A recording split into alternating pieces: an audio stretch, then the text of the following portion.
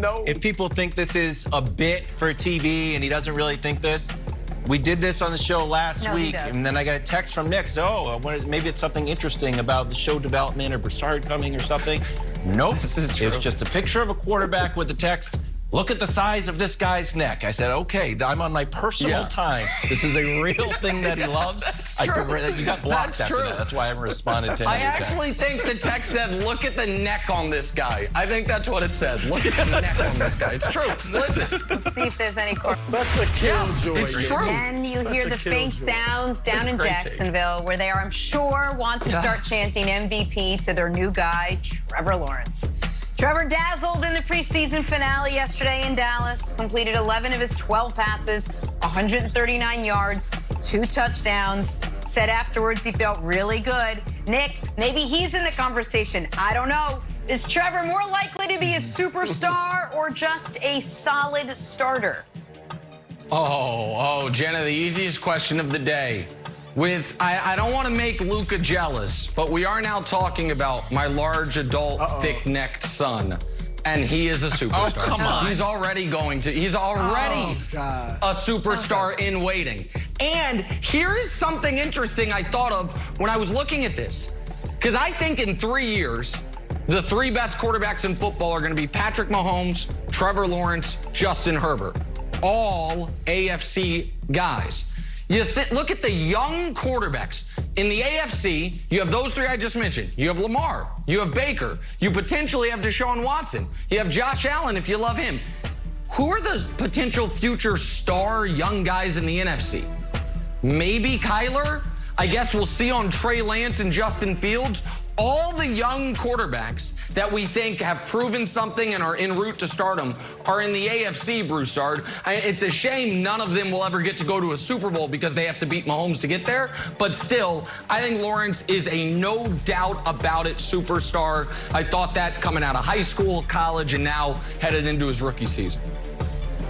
I love him, superstar, and that's a risk because there's no sure thing at quarterback in the NFL, but I love this kid, and I do think he's going to be terrific. But, Nick, maybe I missed this when I was in the green room prepping for an NBA segment or something with you, but what's this thick neck stuff, all right? What's that got to do with him being a superstar? Did Tom Brady, Joe Montana, did they have thick necks? I mean, Montana, I couldn't tell you, it was a Brady different time, different nutrition.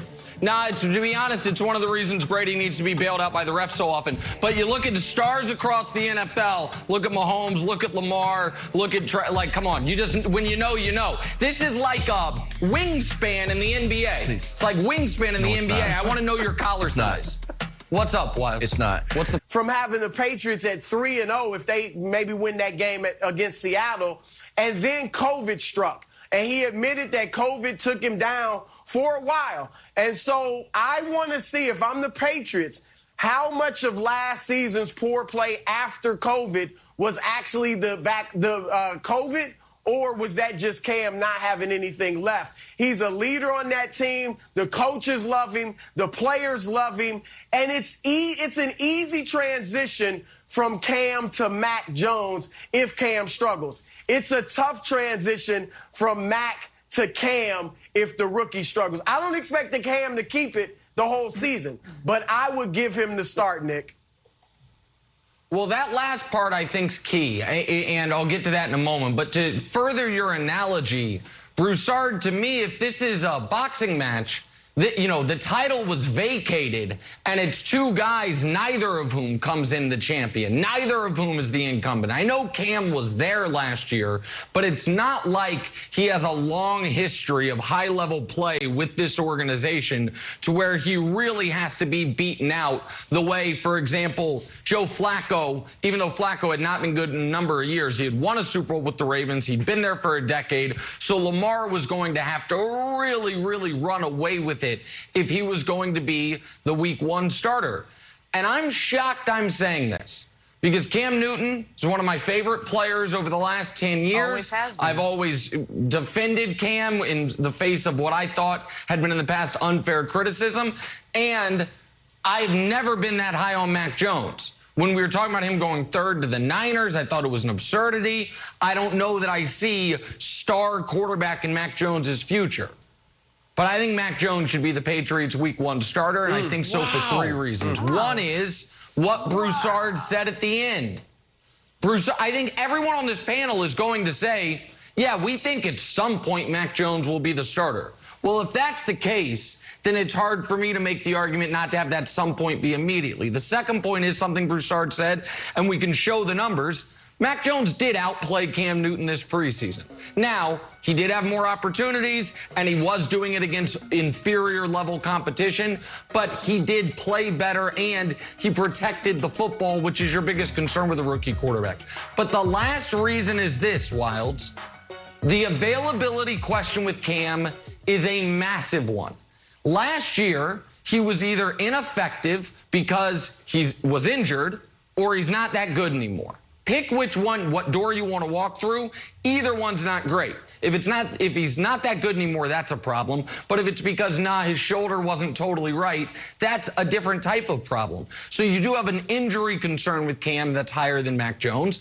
But the other part of the availability is there is no logical reason to believe Cam's COVID protocol snafu from a week ago is his last one.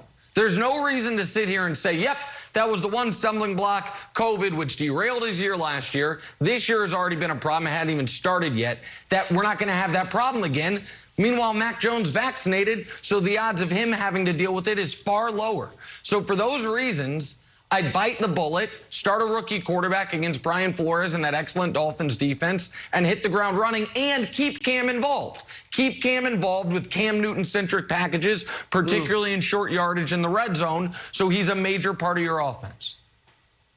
Yeah, so I do think that Cam is going to be involved when Mac Jones takes over. But I think Cam starts Week 1. And Broussard, you said it was like a heavyweight fight. I did too, but a little bit differently. I viewed it as like a versus battle, like Locks versus Dipset. I'm expecting great things out of Cam, but I'm not going to be shocked if I end up a little bit disappointed. Like, ugh, thought you were going to show up a little bit better here for Week 1, 2, and 3. So here's the thing.